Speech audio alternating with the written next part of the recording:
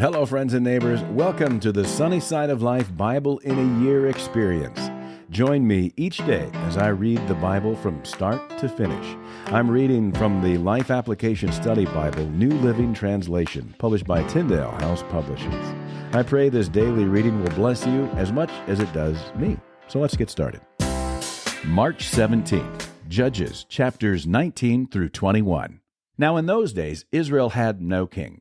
There was a man from the tribe of Levi living in a remote area of the hill country of Ephraim.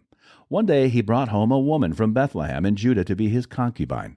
But she became angry with him and returned to her father's home in Bethlehem. After about 4 months, her husband set out for Bethlehem to speak personally to her and persuade her to come back. He took with him a servant and a pair of donkeys. When he arrived at her father's house, her father saw him and welcomed him. Her father urged him to stay a while, so he stayed 3 days, eating, drinking, and sleeping there. On the 4th day, the man was up early, ready to leave, but the woman's father said to his son-in-law, "Have something to eat before you go." So the 2 men sat down together and had something to eat and drink. Then the woman's father said, "Please stay another night and enjoy yourself." The man got up to leave, but his father-in-law kept urging him to stay, so he finally gave in and stayed the night. On the morning of the 5th day, he was up early again, ready to leave, and again the woman's father said, "Have something to eat, then you can leave after this afternoon." So they had another day of feasting. Later, as the man and his concubine and servant were preparing to leave, his father-in-law said, "Look, it's almost evening. Stay the night and enjoy yourself. Tomorrow you can get up early and be on your way." But this time the man was determined to leave. So he took his 2 saddled donkeys and his concubine and headed in the direction of Jebus, that is, Jerusalem.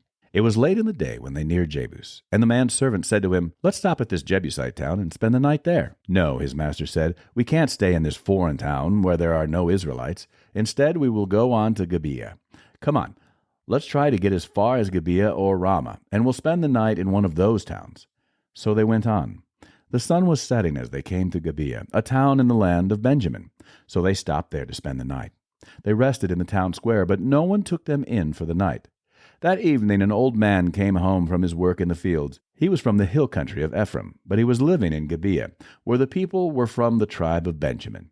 When he saw the travelers sitting in the town square, he asked them where they were from and where they were going. "We have been in Bethlehem in Judah," the man replied. "We are on our way to a remote area in the hill country of Ephraim, which is my home.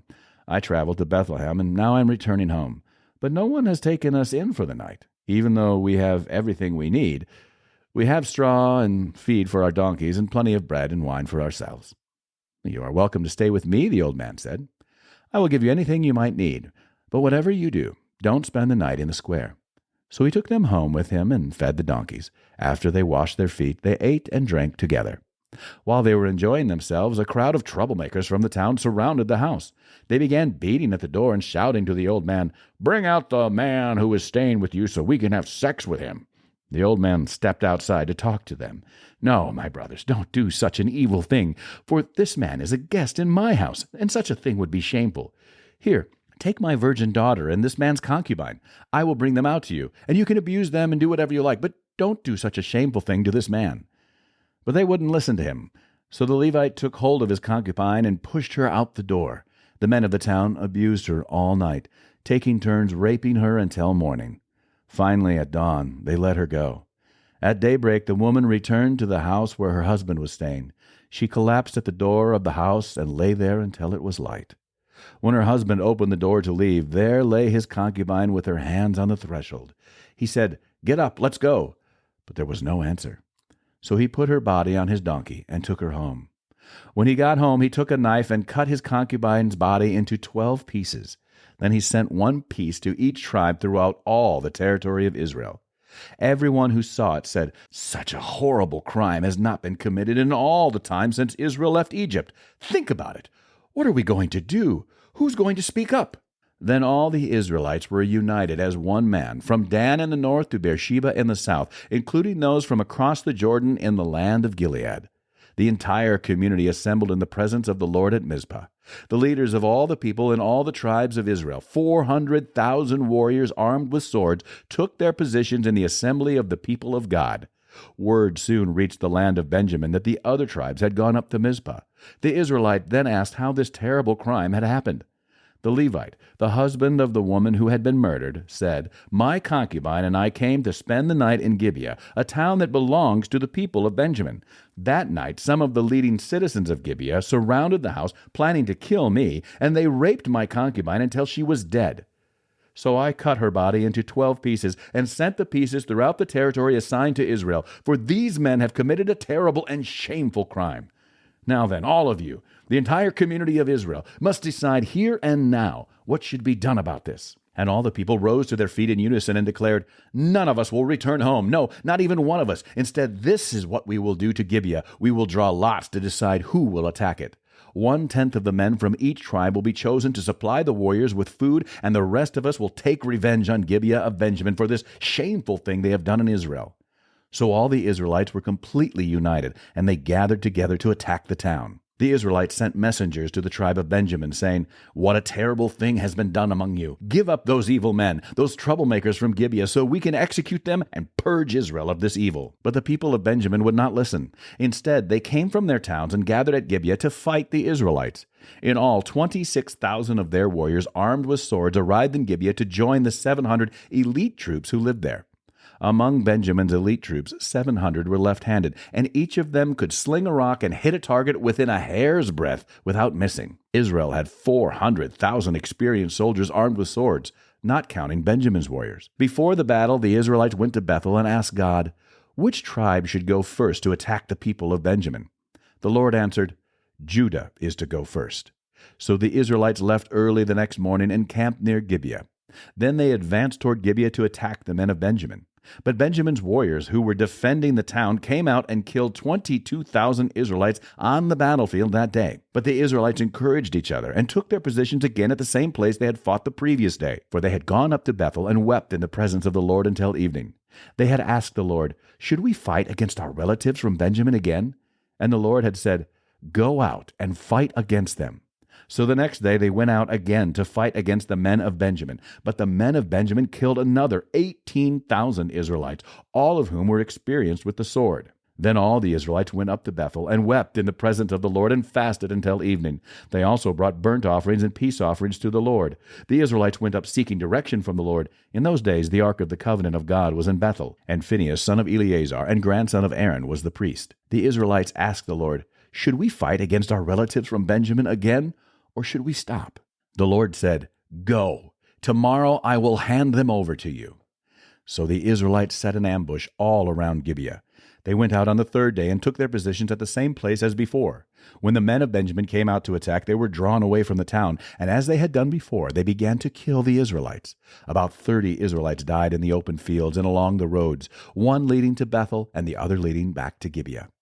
Then the warriors of Benjamin shouted, "We're defeating them as we did before." But the Israelites had planned in advance to run away so that the men of Benjamin would chase them along the roads and be drawn away from the town. When the main group of Israelite warriors reached Baal Tamar, they turned and took up their positions. Meanwhile, the Israelites hiding in ambush to the west of Gibeah jumped up to fight. There were 10,000 elite Israelite troops who advanced against Gibeah. The fighting was so heavy that Benjamin didn't realize the impending disaster. So the Lord helped Israel defeat Benjamin, and that day the Israelites killed 25,100 of Benjamin's warriors, all of whom were experienced swordsmen. Then the men of Benjamin saw that they were beaten. The Israelites had retreated from Benjamin's warriors in order to give those hiding in ambush more room to maneuver against Gibeah. Then those who were hiding rushed in from all sides and killed everyone in the town. They had arranged to set up a large cloud of smoke from the town as a signal. When the Israelites saw the smoke, they turned and attacked Benjamin's warriors. By that time, Benjamin's warriors had killed about 30 Israelites, and they shouted, "We're defeating them, as we did in the first battle." But when the warriors of Benjamin looked behind them and saw the smoke rising into the sky from every part of the town, the men of Israel turned and attacked. At this point, the men of Benjamin became terrified because they realized disaster was close at hand. So they turned around and fled before the Israelites toward the wilderness. But they couldn't escape the battle, and the people who came out of the nearby towns were also killed. The Israelites surrounded the men of Benjamin and chased them relentlessly, finally overtaking them east of Gibeah. That day, 18,000 of Benjamin's strongest warriors died in battle. The survivors fled into the wilderness toward the rock of Rimmon, but Israel killed 5,000 of them along the road. They continued the chase until they had killed another 2,000 near Gadam. So that day the tribe of Benjamin lost 25,000 strong warriors armed with swords, leaving only 600 men who escaped to the rock of Rimmon, where they lived for 4 months. And the Israelites returned and slaughtered every living thing in all the towns, the people, the livestock, and everything they found. They also burned down all the towns they came to. The Israelites had vowed at Mizpah, "We will never give our daughters in marriage to a man from the tribe of Benjamin." Now the people went to Bethel and sat in the presence of God until evening, weeping loudly and bitterly. "O Lord God of Israel," they cried out, "why has this happened in Israel? Now one of our tribes is missing from Israel." Early the next morning the people built an altar and presented their burnt offerings and peace offerings on it.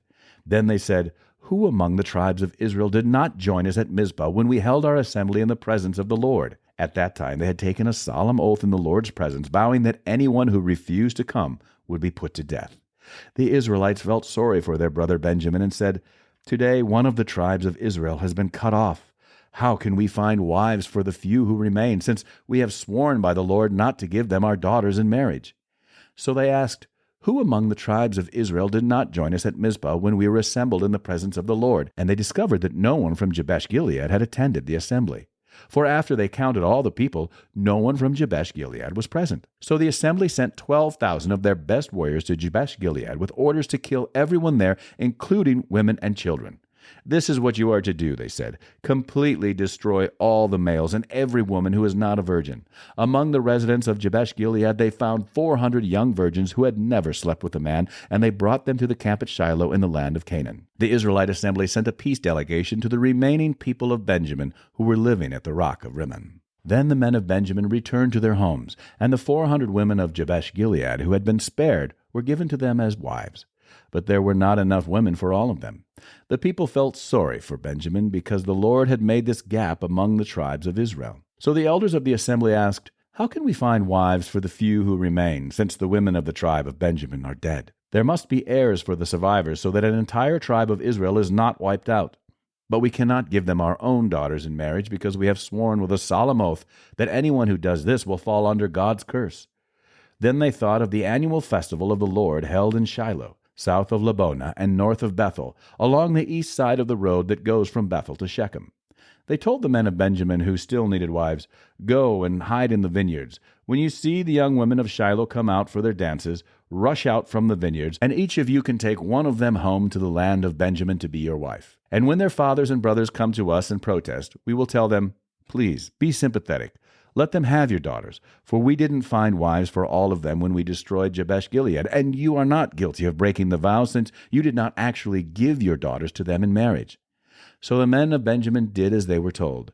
Each man caught one of the women as she danced in the celebration and carried her off to be his wife. They returned to their own land, and they rebuilt their towns and lived in them. Then the people of Israel departed by tribes and families, and they returned to their own homes. In those days, Israel had no king. All the people did whatever seemed right in their own eyes. That's it for today, friends. Feel free to read ahead on your own. Before I go, let's share the Lord's Prayer together. Our Father who art in heaven, hallowed be thy name. Thy kingdom come, thy will be done, on earth as it is in heaven.